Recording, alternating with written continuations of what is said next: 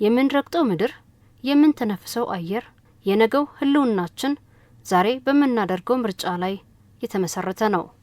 አንድ ችግኝ ለአንድ ትውልድ የሚተርፍ ህይወት ነው።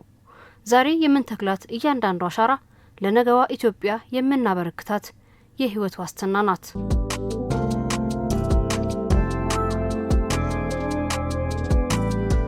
አዲስ አበባ የኢትዮጵያ ልብ፣ የአፍሪካ መዲና። ይህች ከተማ የእድገትና የብልጽግና ማሳያ ብቻ አይደለችም፣ የነገው ትውልድ አረንጓዴ ተስፋም ጭምር ናት።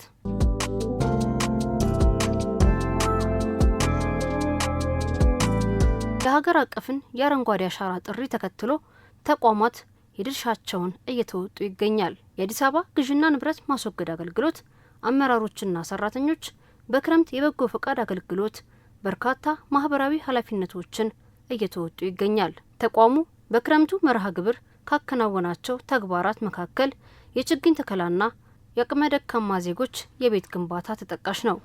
አገልግሎት ተቋሙ ተስፋን እንትከል በሚል መሪ ቃል የክረምት ችግኝ መርሃ ግብሩን በአዲስ ከተማ ክፍለ ከተማ ወረዳ 13 አስኮ ሁለተኛ ደረጃ ትምህርት ቤት አዲስ ሰፈር እየተባለ በሚጠራው ቦታ ላይ ለአካባቢው ተስማሚ የሆኑ ችግኞችን በመትከል አሻራውን አሳርፏል።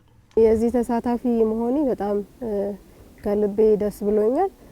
ምክንያቱም ችግኝ መትከል ማለት ሀገርን ማሳደግ፣ ሀገርን መለወጥ ነው። እንደሚታወቀው ኢትዮጵያ ምቹ የተፈጥሮ ሀብት ባለቤት ናት።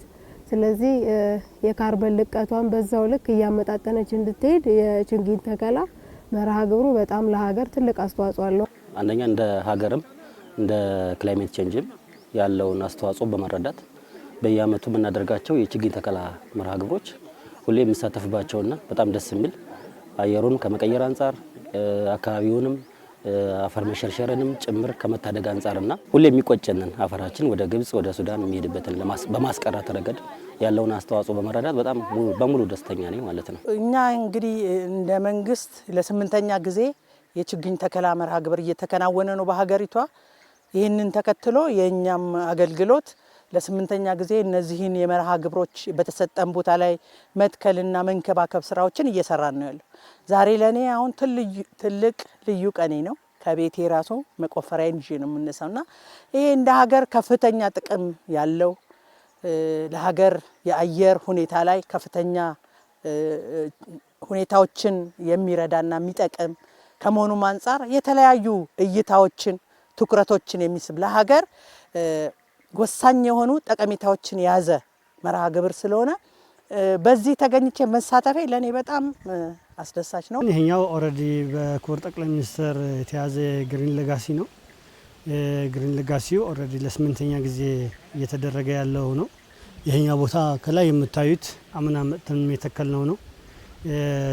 ማህበራት አድርገን ክፍያ እየከፈልን የተንከባከብ ነው የነበረ ነው።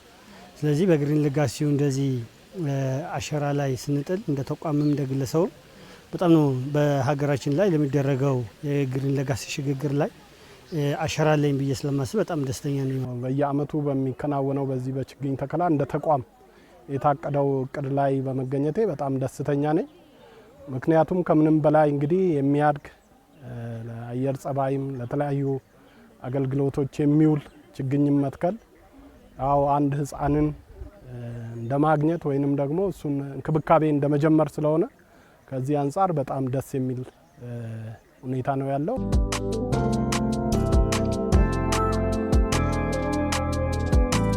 በየአመቱ ይሄ ፕሮግራም ከተጀመረ ጀምሮ አለውኝ ማለት ነው እየተከልን ያለ ነው። ከዚህ ተቋም ከነበርኩበትም ጀምሮ ኦልሞስት 3 አመቱ ነኝ ያለኝ በየአመቱ እየተከልኩ ያለሁት።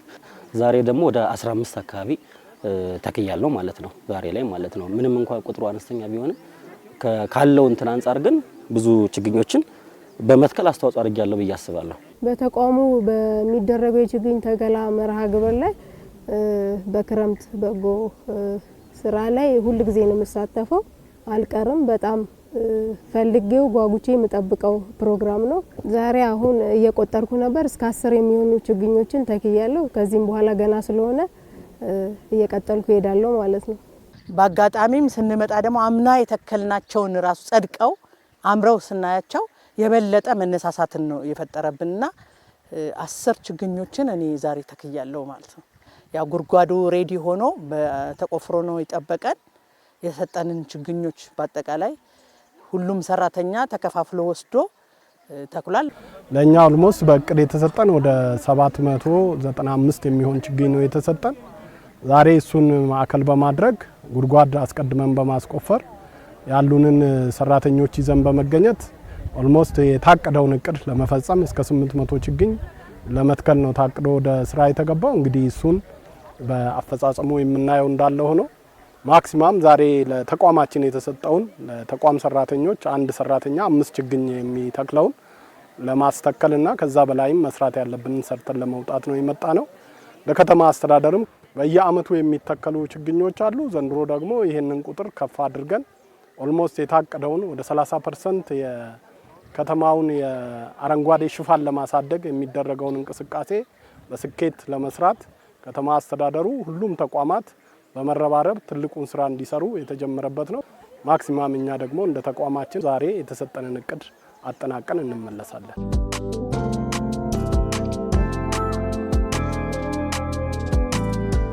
ችግኝ መትከል አዲስ ህይወትን እንደመጀመር ነው። ለሀገራችን ለምለምነት፣ ለአየራችን ጤናማነት ሁላችንም እጃችንን የምናነሳበት የደስታ ቀን ነው። ታዲያ ይህ የተከልነው ችግኝ ፍጻሜው የሚያምረው በምናደርገው የእንክብካቤ ተግባር ነው። ከችግኝ መንከባከብ ጋር ተያይዞ እንደ ተቋም ተክለን ብቻ አይደለም ዞር የምንለው። ከተቋሙ አመራሮች በሚመቻቹ እድሎች ተጠቅመን ሁልጊዜ ችግኞችን መንከባከብ እንዳለብን እናውቃለን። ከተቋሙ በሚወርድልን አቅጣጫ መሰረት አብረን እየመጣን ችግኞችን ሁልጊዜ እናያለን፣ እንከታተላለን፣ እንኮተኩታለን። እንደ ተቋም የምንተክላቸውን ችግኞች በአመት 2 ጊዜ የመንከባከብ እድል አለኝና በየ6 ወሩ የዛሬ አመትም እዚህ ነው የተተከለው። ከ6 ወር በፊትም እንደዚሁ እንክብካቤ ነበር። ከዚህ በፊት በተለያዩ ቦታዎች እንተክላለን። በአመት ላይ ስንሄድ ደግሞ የተወሰነ ነገር ካልሆነ በስተቀር በደንብ ጸድቆ አናገኘው ነበርና አምና በልዩ ሁኔታ እዚህ ከተሰጠ በኋላ እዚህ ተከልን። በመሃል ላይ አጠቃላይ ሰራተኛ ይዘን ለእንክብካቤ መጣን። ስንከባከበው ኦልሞስ አደጋ ውስጥ ላይ መሆኑ ተረዳን። አደጋ መሆኑ ስለተረዳን አይ እንደዚህ ብለን በሩብ አመት በ6 ወር ምናምን መጥተን በምናደርገው እንክብካቤ ሊጸድቅ አይችልም። ስለዚህ ማድረግ አለብን። ምንድነው ማድረግ አለብን ብለን ማህበራት ከወረዳው ጋር ተነጋግረን በእግሮ መንገድም የስራ እድል ፈጠራ ስለሚሆን በቋሚነት እየተንከባከብን ነው የምንገኘው። ዘንድሮና አምናን እዚሁ ስፍራ ላይ ነው እየተከልን ያለ ነው። እንክብካቤውን ስለጀመርን አሁን እዚህ እንደምታዩት አምና የተከልናቸውን በመንከባከብ ለማሳደግ ጥረት እየተደረገ ነው ያለው። እዚሁ ኤሪያ ላይ በማስፋትና የጠፉትንም በመተካት ዘንድሮም እዚሁ የእንክብካቤ ስራችን እንዲቀጥል ነው። ከአምናና የዘንድሮን አከታትለን ነው የሰራ ነው። ከዚህ በፊት ባሉን ኦልሞስት ከዛሬ 2 አመት በፊት ወደ አቃቂ ቃሊቲ ነበር ስንተክል የነበረው።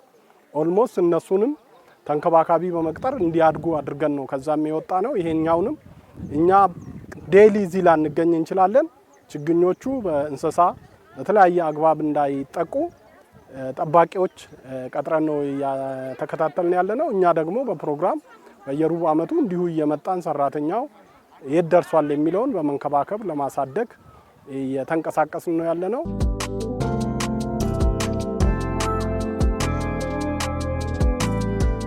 ዛሬ ያ የትናንት ጥረት ፍሬ አፍርቷል። የጠቆሩ ተራሮች አረንጓዴ ለብሰዋል። የደረቁ ምንጮችም እንደገና ፈልቀዋል። ይህ የጋራ ተግባር ውጤት ማሳያ ነው። አዲስ አበባ አሁን ባለችበት ደረጃ ውብ ተምሳሌት ከአፍሪካ የምትባል ተሞክሮ የምትወሰድባት ከተማ ሆናለች። ስለዚህ በዛ ውስጥ ደግሞ እኔ የራሴን ድርሻ በማበርከቴ በጣም ደስተኛ ነኝ፣ እድለኛም ነኝ። ስለዚህ ይሄ የካርበን ልቀት የሚባለው ከተማን የሚበክል አላስፈላጊ ኦክሲጅንን የሚያሳጥሩ የአየር ንብረቶችን እነሱን አዲስ አበባ ከተማ አልፋም ለራሷ ከራሷም አልፋ እንደ ሀገር እየሸጠች ገቢ እያገኘችበት ያለበት ስለሆነ በጣም ከልቤ ደስተኛ ነኝ። እንደ ኢትዮጵያም ደግሞ የአየር ንብረታችን የተመጣጠነና ንጹህ አየር እንድንተነፍስ የሚያስችል ስለሆነ ማለት ነው። እንደ ከተማ በጣም ብዙ ለውጥ ነው ያመጣው። አንደኛ ከአየር ንብረቱ ጋር በተያያዘ ተክል ሲኖር የዝናብ መኖር እንትን እየጨመረ ነው ሬቱ የሚሄደውና አዚፍ ሜትሮሎጂ ላይም ብዙ ገለጻ የሚደረግበት ነገር ነው። አንድ እሱ ብቻ ሳይሆን ከተማ ላይ ውበት ገላጣ ቦታዎች፣ ባዶ ምድረ በዳ የሚመስሉ ቦታዎችን ውበት እንዲኖራቸው ያደርጋል። ለምሳሌ እኛ አሁን እዚህ ዛፎች፣ ትላልቅ ነገሮች ነው የተከልነው እየተከልንም ያለ ነው። ሆኖም ግን በሌላ ቦታ ደግሞ ብታይ ፍራፍሬዎችም ይተከሉበታል። ይሄ ደግሞ ትልቅ ውበትን የከተማን ውበት ሌሎች የኮሪደር ልማቶች በሚሰሩበት አንጻር ከተማን የማስዋብ በሚሰራበት አንጻር ተጨማሪ ደግሞ ይሄ ሲሆን ውበት ከተማችን ላይ ትልቅ አይነት ለውጥ የሚያመጣበትን ነገር አጋዥ ይሆናል፣ ደግሞ ውበትን ይሰጣል። እንደ ከተማችን ከወሰድ ነው ኦልሞስት ከ8 ዓመት በፊት የነበረው የከተማችን የአረንጓዴ ሽፋን ወደ 3% አካባቢ ወርዶ እንደነበረ ጥናቶች ያሳያሉ። ከዛ በኋላ ግሪን ሌጋሲ ተጀምሮ በየአካባቢው በሚደረገው በኮሪደር ልማት የሚሆን አጠቃላይ ህዝባችን እንደዚህ ተንቀሳቅሰን በራሳችን በምንተክለው አሁን ከ3% ወደ 22% ደርሶን ያለው ከተማ አስተዳደሩ ደግሞ አሁን ደግሞ በጣም በቁርጠኝነት ይዘው አሁን በምንተክለው የ6 ሚሊዮኑም ከዛ በኋላ ደግሞ በኮሪደር ልማት ላይ በሚጨመረው ታሳቢ ተደርጎ ወደ 30% አድርገን በዓለም ላይ ሚኒመሙ ያሟላ ስታንዳርድ ያሟላ ከተማ ለማድረግ ነው እየሰራን ያለ ነው። ስለዚህ ኦልሞስት ከ3% 22% ማለት ይሄኛው አይን ያወጣ ስትሄድም የምታረጋግጠው ነውና ለዚህ አካል መሆናችን ደስተኛ ነን። እሱ ደግሞ ቀጣይነት እንዲኖረው ደግሞ እንደዚህ ንቅናቄ እያደረግን ችግኝ እየተከልን ነው። የተከልነው ደግሞ እንክብካቤ እያደረግን ያለ ነው። ያው እንግዲህ ትልቁ አንዱ የአየር ጸባይ ላይ የሚያመጣው ለውጥ ነው። እንደሚታወቀው እንደ ሀገርም እንደ ከተማችንም አንዱ እሱ ነው። ሁለተኛው ውበትን ነው። ከአየር ጸባይ አንጻር የምናውቀው ነው። ኦልሞስት አዲስ አበባ ላይ የተሻለ ሁኔታ እየታየበት የተለያዩ ቦታዎች ላይ ምንጮች በፊት የደረቁ ምንጮች እየመነጩ ያሉበት እና ከተሰራውም የወንዝ ዳር ስራም ጋር ጨምሮ ትልቅ ፕሮግረስ የሚታይበት ስለሆነ ኦልሞስት ውበትንም የአየር ጸባዩንም እንደገና ደግሞ የተፈጥሮ የውሃ የመያዝ የመሬት የውሃ የመያዝ ምንጮች እንዲመነጩ የማድረግ ስራ ሁኔታዎች እየታዩ ያሉበት ነው። ይሄ ከቀጠለ ከዚህ ከአረንጓዴ ልማትና ውበትም ባለፈ የተፈጥሮ አየር ጸባይን በመቀየር እንዲሁም ደግሞ ለነዋሪው ምቹ ሁኔታን ከመፍጠር መዝናኛ ቦታዎች እንዲሆኑ ከማድረግም አንጻር ትልቅ ጥረት እየተደረገ ነው። ከዛም ያለፈ ደግሞ እንደምታውቁት በምንተክላቸው ችግኞች ውስጥ የምግብ ችግኞች እየተተከሉ ስለሆነ በምግብ ራስን መቻል የሚለውን ፕሮግራም በዚህ ውስጥ የሚታይበት ከአካባቢው ወይንም ከምንተክላቸው ችግኞች ግማሾቹ የምግብ ችግኝ ከመሆናቸው የተነሳ በዛም የሴፍትኔት የምንለው ወይም ደግሞ በምግብ ራስን የመቻል ስራ ላይም ትልቅ አሻራ እየጣልን ያለንበት ሁኔታ ነው ያለው። እንደ ከተማ አስተዳደራችን ከፍተኛ አመራሮች በሚሰጡት አቅጣጫ እስካሁን የተሰራው ስራ ደስ የሚያሰኝ ነው ማለት እወዳለሁ።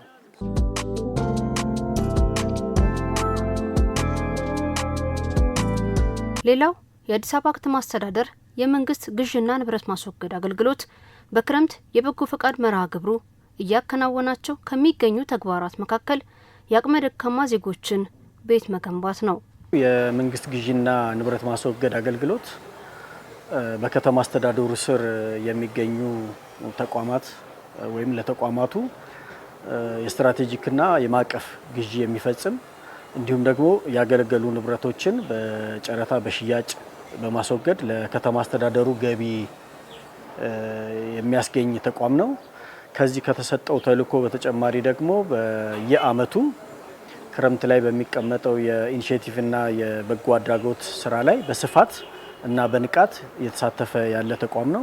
እንግዲህ ዘንድሮም በ2018 በጀት ዓመት በልደታ ክፍለ ከተማ ወረዳ 3 ልዩ ስሙ ኮካ አካባቢ በሚገኝ ቦታ ላይ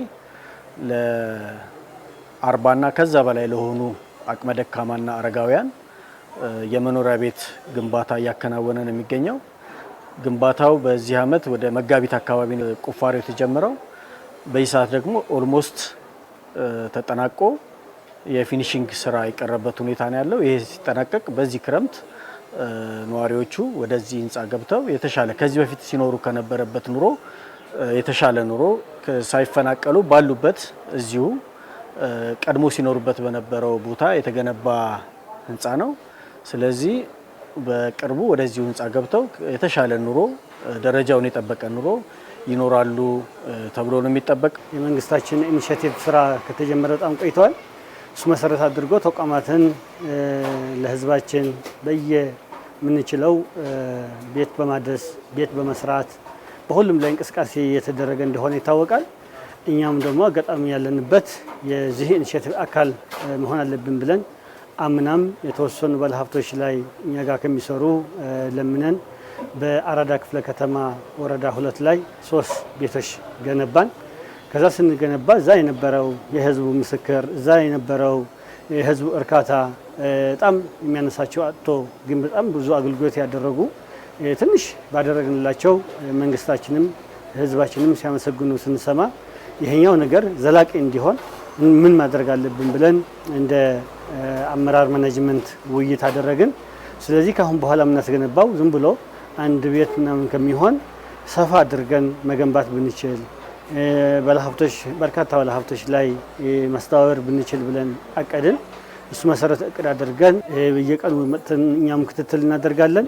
ግን በጣም ጥሩ የሆነ ስታተስ ደረጃ ደርሷል። ይኸው እንደምታዩት 4ኛ ፍሎር ላይ መስቆርቆሮ ተመቶ ፓርቲሽን ወደ ማለቅ ደረጃ ነው እየደረሰ ያለው እና ጥሩ ስራ እየሰራ እንገኛለን።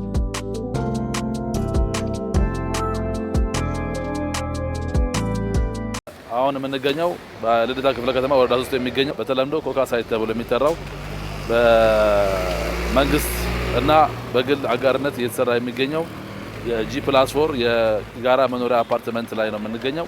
ይሄ ህንፃ ከመጀመሩ በፊት በአዲስ አበባ ከተማ አስተዳደር የመንግስት ግዢና ንብረት ማስረከብ አገልግሎት ከአዲስ አበባ ከተማ ፋይናንስ ቢሮ ጋር በመተባበር ቅን ልቦና ካላቸው ባለሀብቶች ጋር በመተባበር ለአቅመ ደካሞችና አዛውንቶች እያሰራ የሚገኘው ለአባወራ የሚሆን መኖሪያ ቤት ነው እየተሰራ የሚገኘው።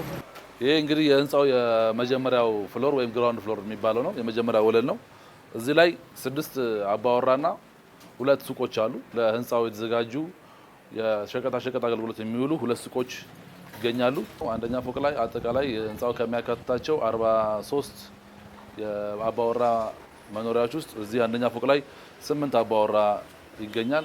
ከ8 አባወራዎች ውስጥ 5ቱ ባለ 1 መኝታ ሲሆን የራሱ የሆነ የምግብ ማብሰያ ይኖረዋል። የራሱ የሆነ መጸዳጃ ቤት አለው።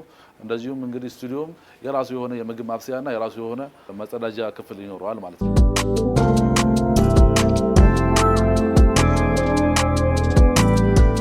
አገልግሎት ተቋሙ ከአዲስ አበባ ከተማ አስተዳደር ፋይናንስ ቢሮ ጋር በጋራ በመሆን በልደታ ክፍለ ከተማ ወረዳ 3 ባለ 4 ወለል የቤት ግንባታን እያስገነባ ይገኛል። ተመቻቸ ኑሮ ውስጥ ያልነበሩ ሰዎችን እዛው በሚኖሩበት አካባቢ እንደምታዩት በዚህ ደረጃ ግራውንድ +4 ህንፃ ገንብቶ የተሻለ ኑሮ እንዲኖሩ ማድረግ ከምንም በላይ የህሊና እርካታ የሚገኝበት ነው። ከዛ ውጭ ደግሞ ከዚህ ከሚኖሩበት አካባቢ ወደ ጊዜያዊ ቦታ ነው ሄዱት ቶሎ ተመልሰው ወደዚህ እንዲመጡ በጣም ከፍተኛና ጥብቅ ክትትል የሚደረግበት ነው። ከመጋቢት ጀምሮ እንግዲህ እስካሁን ይህንን የሚያህል ትልቅ ህንፃ ገንብቶ በዚህ ሰዓት እዚህ ደረጃ ላይ ማድረስ ራሱ ምን ያህል ክትትልና ድጋፍ እንደተደረገ የሚያሳይ ነውና እንደ ተቋም በጣም ፎሎ አፕ አለው። በጣም ክትትል እናደርጋለን። ስለዚህ እኛም መማር የምንወስደው ከዚህ ትንሽ ሰዎች ላይ የነበሩበት ደግሞ በዳሳሳ ጎጆ የምትመስል የፈረሰች ቤት ላይ የነበረበት እሱ አፍርሰን 40 የሚያክል ስታንዳርድ የሆነ ህንፃው በጣም ስታንዳርድ ነው። ስታንዳርድ በሆነ ነገር መስራት መቻል ማለት በጣም ይሄኛው ሊስፋፋ ሌሎች ተቋማትም እንደዚህ እንዲሰሩ እኛም ደግሞ አቅም ከፈጠረን ቀጣይም ይሄኛው እያስቀጠለን እንድንሄድ ነው። ለዚህ ባለፈው ባደረግነው ግምገማ በዚህ ወር ላይ ያልቃል ብለን እቅድ አስቀምጠን ይሄድ ነው ማለት ነው።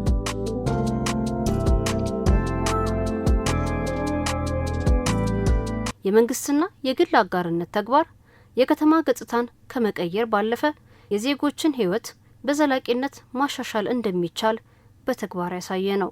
ይሄ ነዋሪዎችን ህይወት ከመቀየር አንጻር የሀገርንም ገጽታ ከመቀየር አንጻር እንዲሁም ስማርት ሲቲን ከመገንባት አኳያ የራሱን ትልቅ ሚና ይጫወታል ብዬ ነው የማምነውና ስለዚህ እዚህ ላይ ሁሉም ኢትዮጵያዊ በተለይ ደግሞ ባለሀብቶቹ የሚያደርጉትን ጥረት የሚያደርጉትን ተሳትፎ እያደነኩኝ ይሄ ነገር ጠናክሮ እየሰፋ ሊሄድ ይገባል ብዬ አምናለሁ። ኢትዮጵያውያን በመደጋገፍ ነው የምታወቀው። ስለዚህ ይህኛው በፖሊስ አካል አድርገን ኢትዮጵያውያን እንዲደጋገፉ ኢትዮጵያውያን ባህላቸው መደገፍ እየፈለገ ግን ባለመፍቀዳችን አይቻልም በማለታችን እየተደጋገፈ አልነበረም። አሁን ግን የመደጋገፍ ባህላችን በተግባር ባለሀብቶች ካላቸው ግን በዚህ ላይ የሚያገኙት እርካታ ስላላቸው ነው። ስለዚህ ማህበራዊ የተሳትፎ ማህበራዊ ድጋፍ ማድረግ በፖሊስ ውስጥ ገብቶ እየሰሩ ያለበት ነው። እሱም እጅግ ማመስገን ነው የምንፈልገው።